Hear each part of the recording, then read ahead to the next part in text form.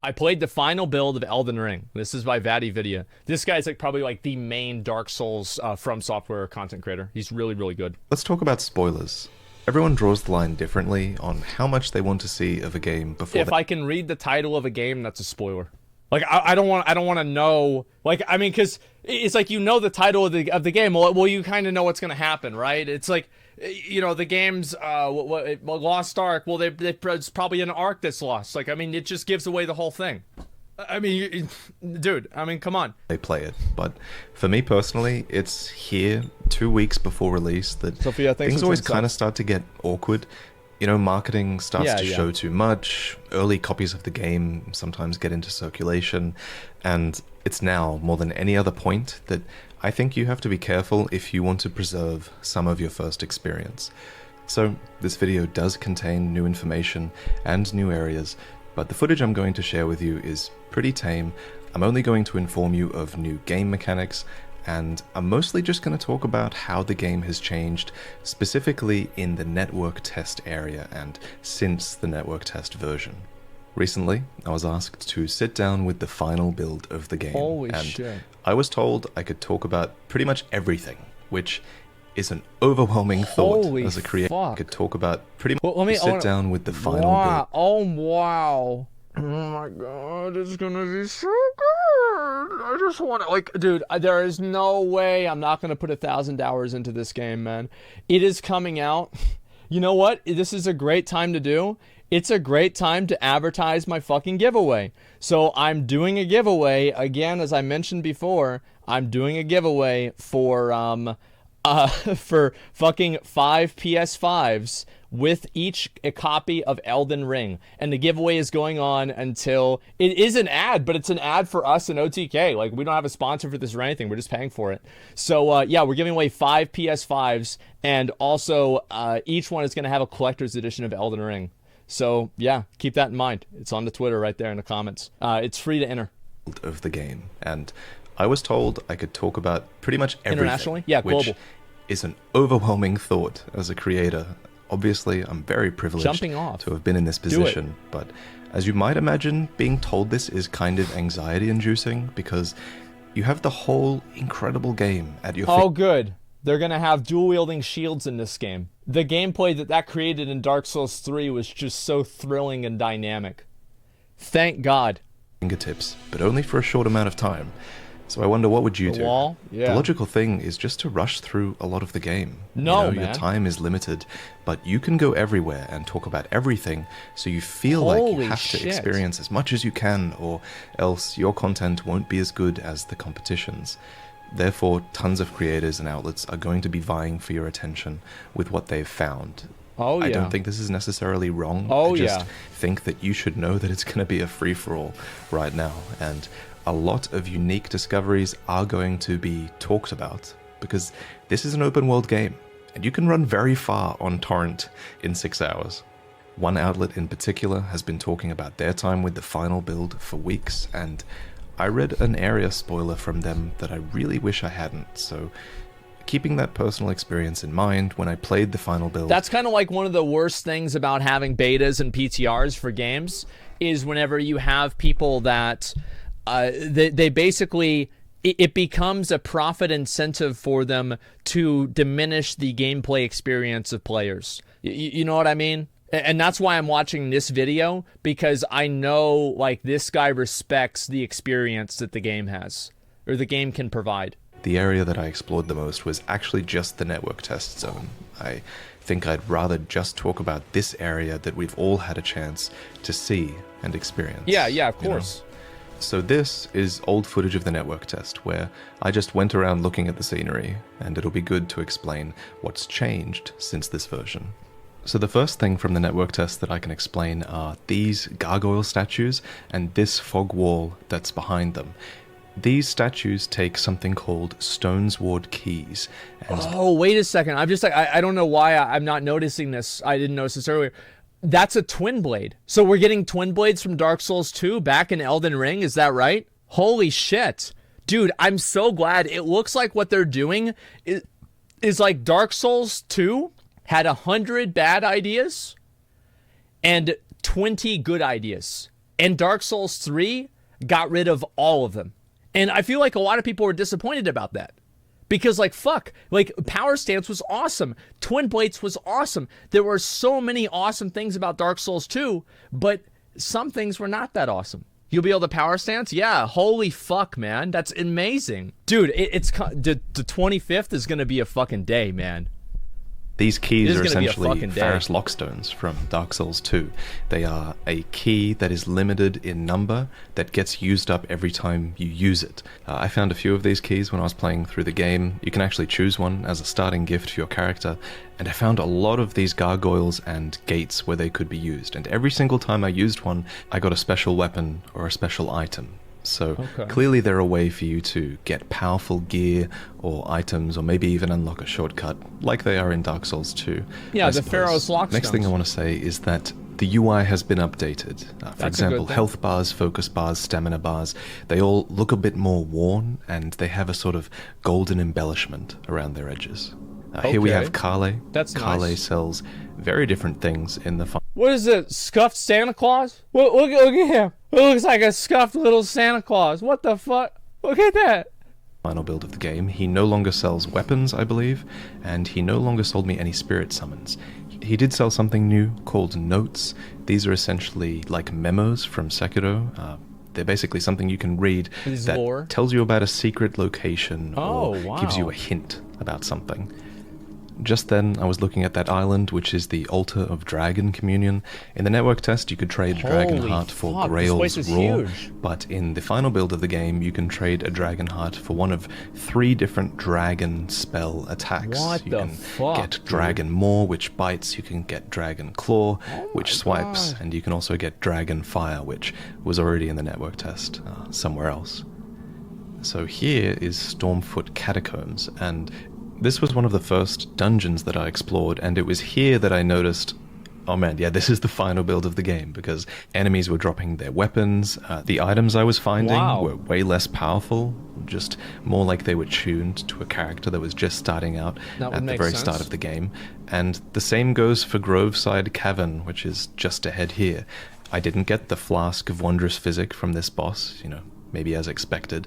That's a really powerful potion, and it was present in the network test, and that's when you realize like the network test had all of these powerful things, and this final build of the game was much harder because you started as, you know, a normal starting character that didn't have spells or didn't have strong equipment, and you know, the game was harder as a result. A lot of people criticized the network test for being too easy, but it was too easy for a lot of people because we were playing with like really powerful weapon arts and really powerful spells and things that had obviously been put in by the developers to make our experience more smooth.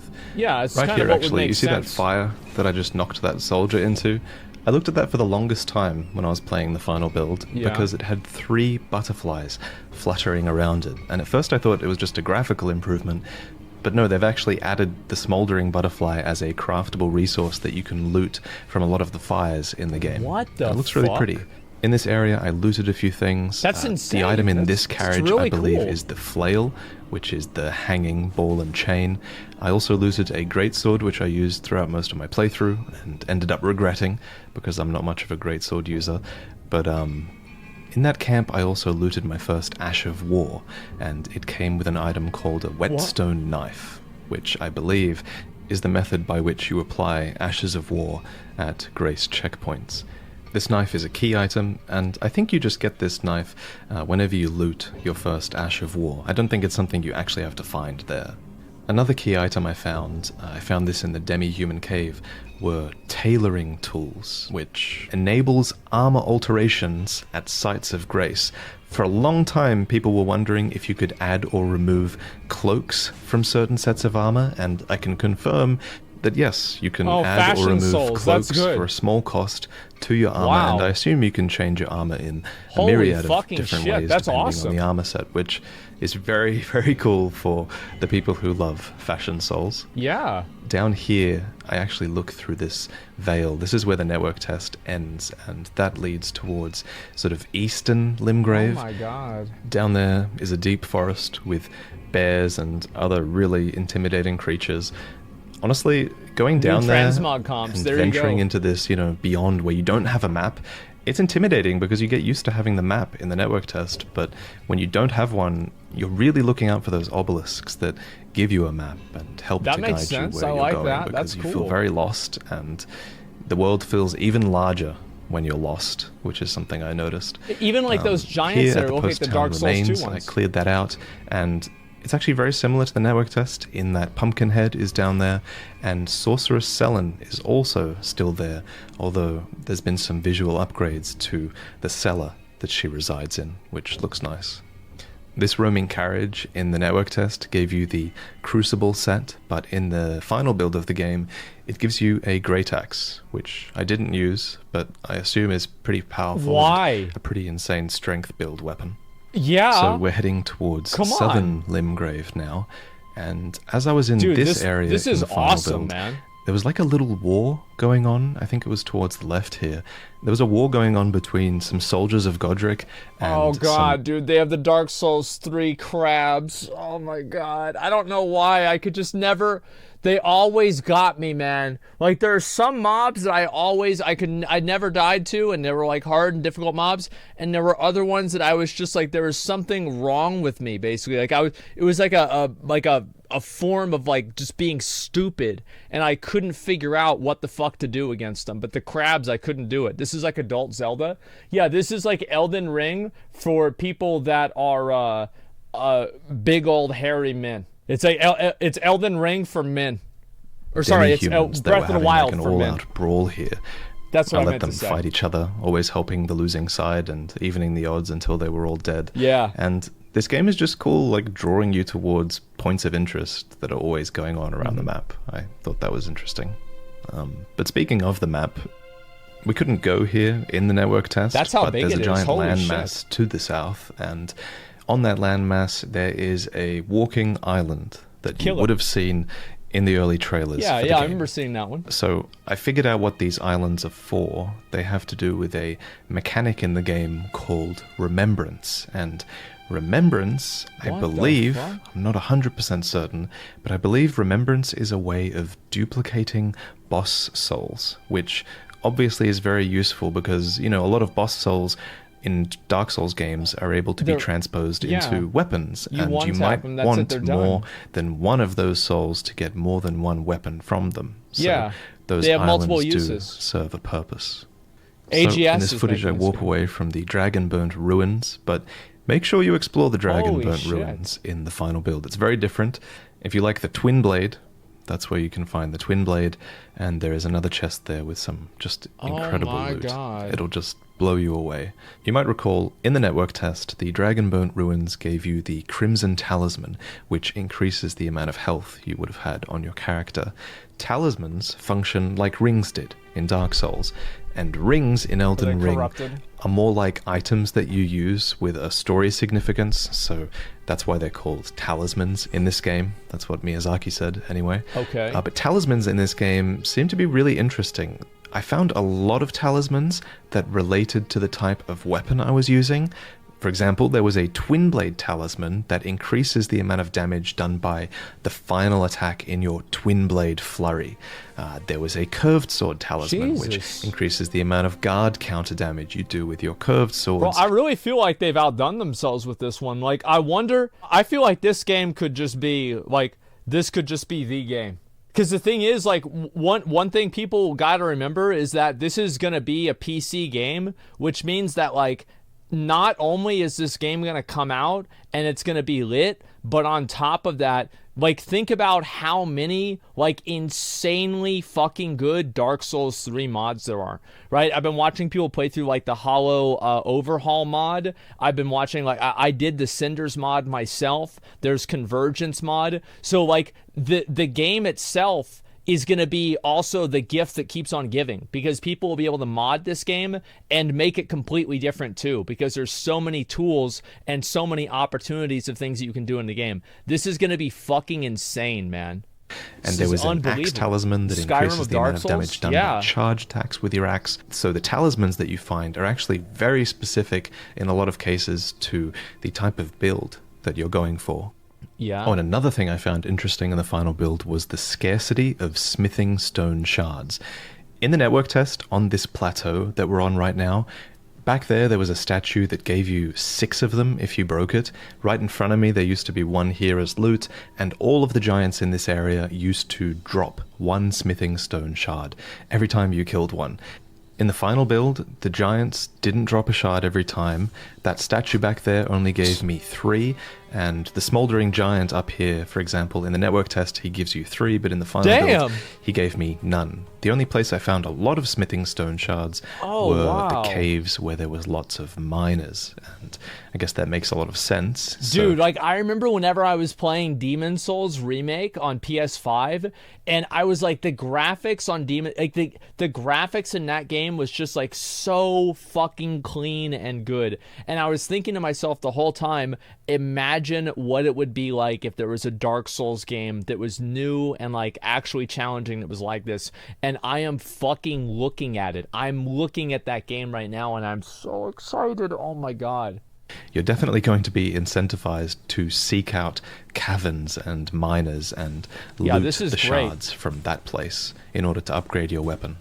So yeah, a lot of the stuff that I'm describing does make the game harder, for sure. I appreciate it. Thank right you. Up here, for example, this Everjail, it doesn't contain the Bloodhound anymore. Instead, it contains a Crucible Knight boss, and I couldn't beat this guy. I didn't try very many times, admittedly, but he basically one-shot me and was very difficult to defeat, which just makes me so excited to play the final game and beat my head against a wall until the wall breaks. I'm gonna try to 100% this game. Like, my goal is to, like, it's the same thing with, like, whenever I did Dark Souls 3.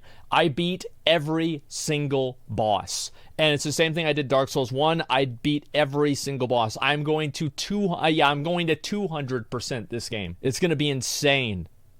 Until I can beat bosses that give me trouble, because that's how I kind of play. I get pretty stubborn about beating a boss, and I can't relate to that one in this final build. I couldn't set my mind to defeating something and spend hours on it, because, you know, I would miss out on so much more of the game. The Scavenger's Shack is something you should explore in the final build, by the way. Don't just assume it's empty. It's not empty at all in the final build. And you'll notice I haven't talked about spirit summons yet. Spirit summons were harder to find in the final build, at least in my experience. The summoning bell, the item you get to summon them, is found in the early game, so you don't have to worry about that. But the summons themselves, the items, I only found, I think, 2 in the final build. I could be wrong. But honestly, the one that I found was so powerful. It was called Soldiers of Godric, and it summoned... Guys, is it really a spoiler that if there's an item in a house? Come on, guys. Come on, this is not really a spoiler. That's not. 2 knights. One of them was a melee fighter, and the other one wielded a crossbow and stood in the back. Okay. And, I mean, they were still really powerful. I don't think the final build has changed the power level of I'd have gone in the house anyway. Much at all. Either way. But then the spirit summons that you summon do use FP, so the strength of a summon is dependent on how much FP it consumes. This is an easy way for FromSoftware to tweak the power of spirit summons in the future. If some are used too often, you know, I'm sure they'll have data on that. There are some spirit summons I found that used so much FP to summon that I couldn't summon them with my FP bar. I had to upgrade my mind stat in order to even use them. The Soldiers of Godric summons were found in this jellyfish graveyard, by the way. Oh, another thing that happened that I forgot to mention was that I was riding my mount on the beach, and all of a sudden it started to rain down with these golden leaves from the Erd tree, and I noticed that my character actually got a buff at this moment. I thought that was a really cool dynamic sort of weather effect. I don't know what the buff did, but the thought that you can just randomly get a buff as an environmental effect is pretty cool. And I can imagine that happening and you being like, yeah, I'm going to fight the boss that's nearby. I can't wait to see speedrunners restart game over and over and over to get buff RNG. That's going to be super fucking funny to see. With this buff active, that will give me an advantage. Oh, and if you go north past Stormvale, you'll actually discover a shortcut hidden in the bushes. Is it like a teleport? Cuts through the cliffside and turns into a cave, and then you're on the edge of the cliff, and it takes you to an area that's not Stormvale. I was always thinking that Stormvale would like sort of be like a funneling point for progression, but it seems like you can bypass it and keep going, which is really interesting. And you know, after making it to the end of Stormvale Castle, I see why you might want to bypass Stormvale Castle. Godric, the demigod boss at the end of this place. Oh, shit. I thought I was pretty geared at the end of my session, but I tried him about 3 times and I just walked away because I was getting absolutely destroyed, and I thought I was doing pretty well up until that point. And after exploring Stormvale for a little while, I'm not sure exactly when this happens, but eventually you get invited to Round Table Hold, which, as you probably know by now, is a hub area. And it's amazing. Dude, I don't want to spoil why I think it's amazing. I feel like the jumping in Dark Souls 1 and like 3 is just like, jumping in Dark Souls in general is like usually fucking garbage. Like, that's my opinion. I think jumping in Dark Souls usually sucks. I don't think it sucks in this case. I feel like this is actually badass. It's like Sekiro jumping instead. You've seen maybe one screenshot of it, but just the atmosphere and the NPCs in this hub area make it so fucking enchanting and incredible. I was absolutely in love with this hub area. Wow. From the time that I played. So I hope I'm walking the line with spoilers on a pretty good level. Just look forward to so many things. There's so many things to look forward to. Man, it really is. I think the last thing I'm going to leave you with is this clip, this piece of video that they gave me to show off. There's a painting here, and when you touch it, a little fog dissipates, and something in your world has changed. Guess what it is? On the painting, there's a visual. It shows a part of Limgrave, and if you go to where this painting depicts, a short event will happen. And I love this mechanic because it really rewards players that are paying attention to the world around them and the map, and if you don't know where a place is, it might feel a bit like a treasure hunt and trying to find it from contextual clues. I think this is such a cool thing. I know a lot of you might be wondering where I've been for the last month or so since my last video. I haven't posted on Twitter. I didn't make any videos. Dude, that's badass. I had 2 lore videos planned. I've been working on Soul Arts, which is the art book that I've been curating. I had to write over 100 entries. I had to work on so many design elements of the book, and finally, just the other day, we launched the digital edition to Kickstarter backers, which was really exciting. And in April, the final version of the book will be sent out to everyone who pre-ordered a copy through Kickstarter or pre-ordered through the publisher's site. I guess it makes I'll leave a link to the book that you can pre-order if that's something that's interesting to you. But yeah, now that I'm done with that for the most part, I can focus on Elden Ring. I'm going to have, hopefully, 2 more lore videos talking about the network test lore and also the lore that I've gleaned from the final build.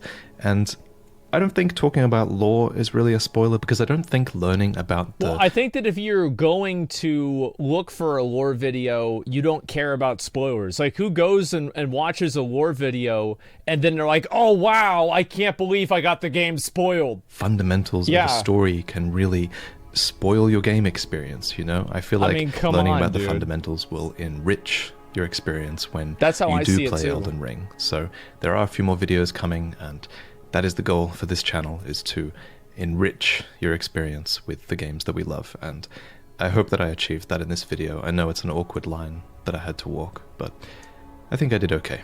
Thank you so much for watching, and I'll see you next time. Damn. That was a good video. I liked it a lot. That's a great fucking video. Let me link it to you guys. This is by VaatiVidya.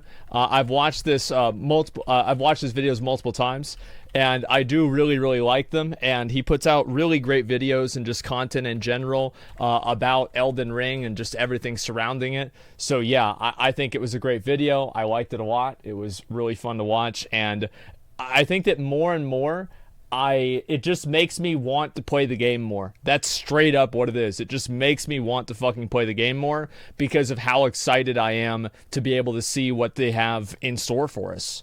And I hope the game's going to be great, man. I really do. I think it will be. Yeah, again, I'd recommend anybody who likes any of the Souls series and you like watching content about it to subscribe to his channel. He has great videos, and he's usually very calm and relaxed. And if you like those kinds of videos, you'll probably appreciate the content. Definitely.